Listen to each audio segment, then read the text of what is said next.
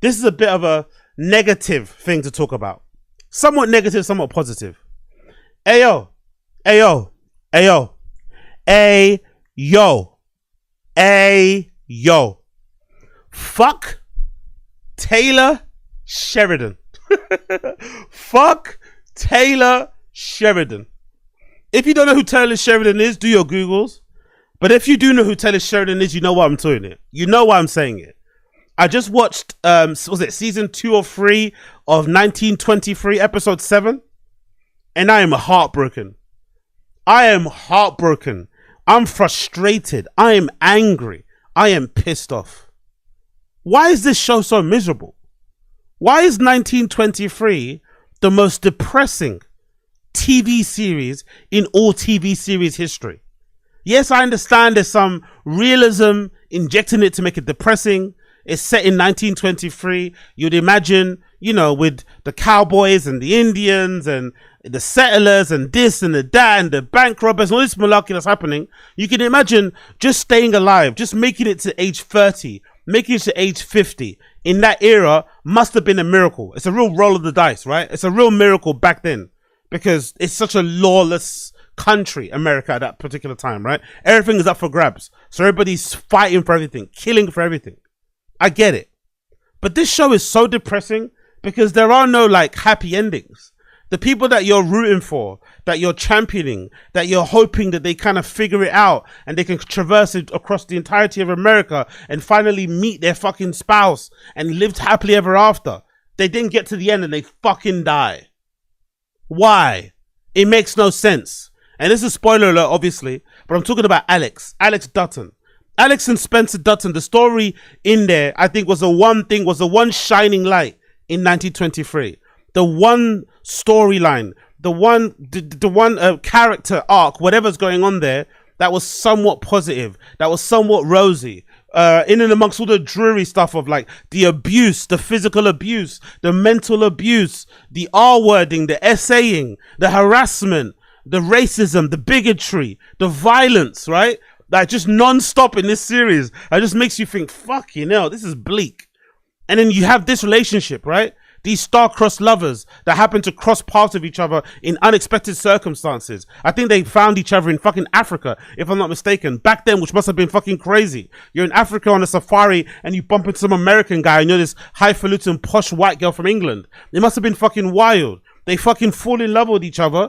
They get separated and they want to meet each other back again in America. And all she knows is that they have a ranch somewhere in Montana. So she's trying to get from England to America in the 1900s with no airplanes, right? Just trying to figure it out. And I don't even think cars were what they were before she even started anyway. Mostly fucking horseback and shit. So I get the hazardous, you know, journey that she's going to embark on. But God almighty, Alex, man. She suffered like she was pregnant and she got sexually assaulted. Pregnant and she was getting beat, arrested, locked up. Like, and then she meets that couple, that really, cool, rich kind of upper class couple that takes her in because they're infatuated with her story. And they say, cool, we're going to help you out. And then when they take her back home and kind of feed her and clothe her and keep her warm, she then spills the beans on how she met her husband, Spencer, and they kind of fall in love with the story. And they're like, you know what? Fuck it. Just jump in the car now. Let's drive to Montana. But they don't know that driving to Montana is hazardous because of the fucking snow. So during the fucking drive, they ran out of gas and they get caught in a snowstorm. She falls asleep due to hypothermia. She wakes up and finds the fucking wife of the husband in the front seat, dead. Completely stone cold. She goes to look outside the car and she sees the husband on the floor, dead, lying on the floor. Clearly, he went to go get some help and he collapsed outside and couldn't move and he's there on the floor. So she got these people tried to help her, and in her attempt to try and find her husband, she inadvertently got them killed. And they're fucking lovely people. And now she's having to figure out a way to try and get back to her husband. She finally gets back to her husband. She gives birth to the baby in really stressful situation, but then still ends up dying. How does she die? Well, she's the most strongest, resilient character in the show. Why is this show so miserable? Why must it constantly break my heart? Why? Tyler Sheridan, why do this to us? Honestly, this show is so miserable, man. It really bums me out. It kind of bums me out the same way when you first watch Walking Dead, you know? Like every person that you kind of loved, every character that you kind of rooting for, every character that you quote unquote fell in love with, boom, they get fucking nanked. Boom, they get bitten by a zombie. Boom, they get fucking shot by a fellow fucking citizen and shit, a human being, right? Non-zombie person, through jealousy, bitterness, whatever else it may be. God damn it, man. 1923 is so depressing.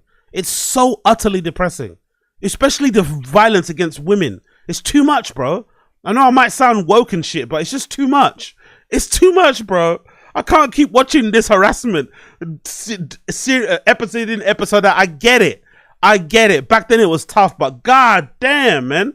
Every fucking day, every minute, they're having to navigate landmines of like assault and abuse and this and that, and getting R-worded, getting fucking assaulted, getting this, getting that, manipulation, bullying, like, yeah.